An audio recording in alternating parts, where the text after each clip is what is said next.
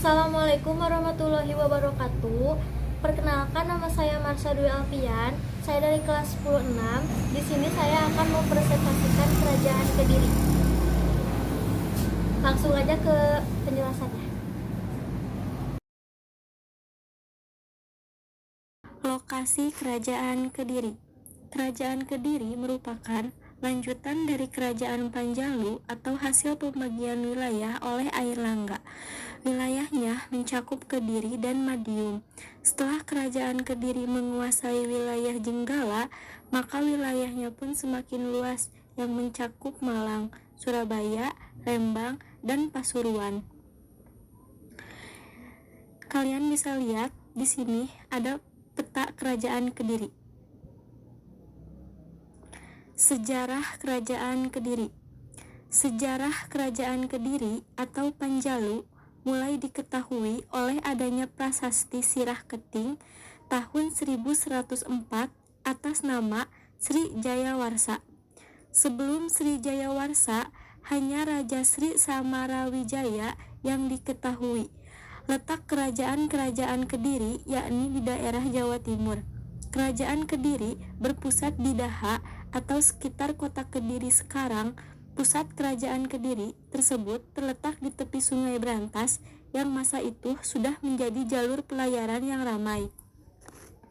Kerajaan Kediri bermula dari perintah Raja Airlangga untuk membagi kerajaan menjadi dua bagian pada tahun 1041 Masehi. Pembagian kerajaan dimaksudkan untuk menghindari pertikaian, seperti dikutip dari buku ensiklopedia Sejarah Lengkap Indonesia dari era klasik sampai kontemporer oleh Adi Sudirman. Wilayah kerajaan Raja Airlangga dikenal sebagai Kahuripan. Pembagian kerajaan tersebut dilakukan Brahmana Sakti bernama Empu Baharada. Kedua kerajaan tersebut dikenal sebagai Kerajaan Jenggala atau Kahuripan dan Panjalu atau Kediri.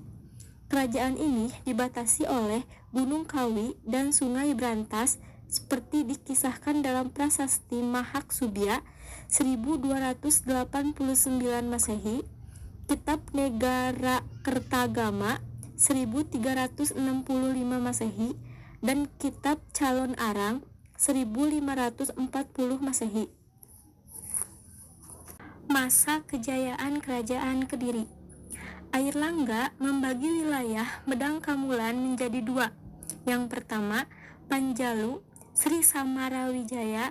Yang kedua, Janggala, Panji Garasakan. Persaingan antara Panjalu dan Janggala ini diabadikan dalam kitab Bharathayuddha yang ditulis Empu Sedah dan Empu Panuluh. Akhirnya, kedua kerajaan ini dapat dipersatukan oleh Raja Jayabaya. Jayabaya adalah Raja Kediri yang terkenal dengan ramalan-ramalannya yang terangkum dalam buku Jangka Jayabaya. Buku tersebut salah satunya meramalkan orang-orang yang akan memimpin tanah Jawa pada masa pemerintahannya. Kediri mencapai puncak kejayaan. Tidak saja berkembang sebagai negara agraris, tapi juga sebagai kerajaan maritim. Bahkan Kediri menjadi kerajaan satu-satunya di Jawa Timur. Kehidupan ekonomi Kerajaan Kediri. Kehidupan ekonomi Kerajaan Kediri dapat diketahui melalui kronik-kronik Cina yang menyebutkan diantaranya sebagai berikut. Yang pertama, Kediri menghasilkan banyak beras. Yang kedua, barang-barang dagangan lain yang laku di pasaran seperti emas, perak, daging, kayu cendana, pinang, dan gerabah. Yang ketiga, telah menggunakan uang yang terbuat dari emas sebagai alat pembayaran atau alat tukar. Yang keempat, posisi Kerajaan Kediri sangat strategis dalam perdagangan Indonesia Timur dan Indonesia Barat dengan kota pelabuhannya. Yang kelima, pajak rakyat berupa hasil bumi. Peninggalan Kerajaan Kediri. Prasasti Kerajaan Kediri juga menjadi peninggalan. Di antaranya yaitu yang pertama, prasasti Sirah Keting berisi pemberian hadiah pada rakyat oleh Raja Jayawarsa.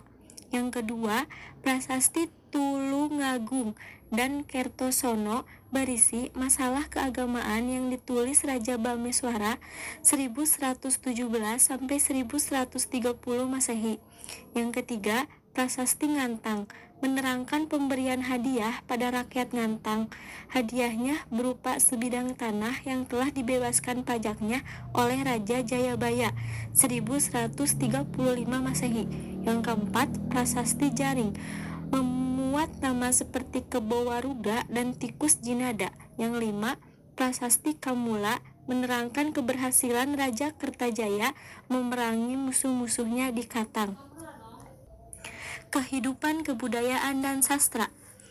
Kebudayaan, khususnya sastra, berkembang pesat di Kerajaan Kediri. Di antaranya, yang pertama, pada masa Dharma Wangsa, kitab Mahabharata disadur ke dalam bahasa Jawa kuno yang disebut kitab Wirataparwa. Selain itu, disusun kitab hukum yang bernama Siwasana.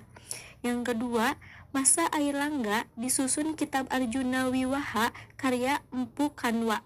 Yang ketiga, masa Jayawijaya, Empu Sedang dan Empu Panuluh menulis kitab Baratayuda. Empu Panuluh juga menulis kitab Hariwangsa dan Gatot Kaca.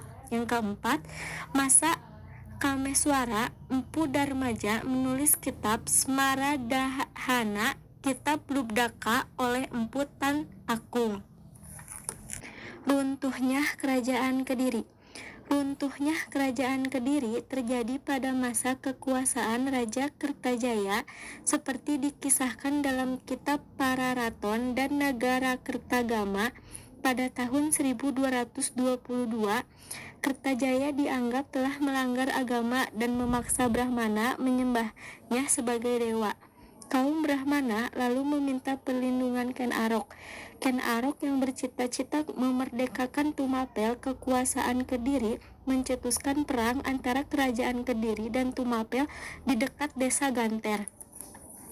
Walaupun Tumapel kerajaan kecil, tapi semangat perjuangan yang dilakukan oleh prajuritnya tak kalah kuat dengan Kerajaan Kediri. Hingga akhirnya Kertajaya dapat dijatuhkan oleh Ken Arok. Dengan demikian, runtuhlah Kerajaan Kediri dan Ken Arok mendirikan Kerajaan Singasari. Raja-raja Kerajaan Kediri. Yang pertama, ada Samarawijaya, yaitu pendiri Kerajaan Kediri. Yang kedua, ada Jayabaya sebagai puncak kejayaan Kerajaan Kediri.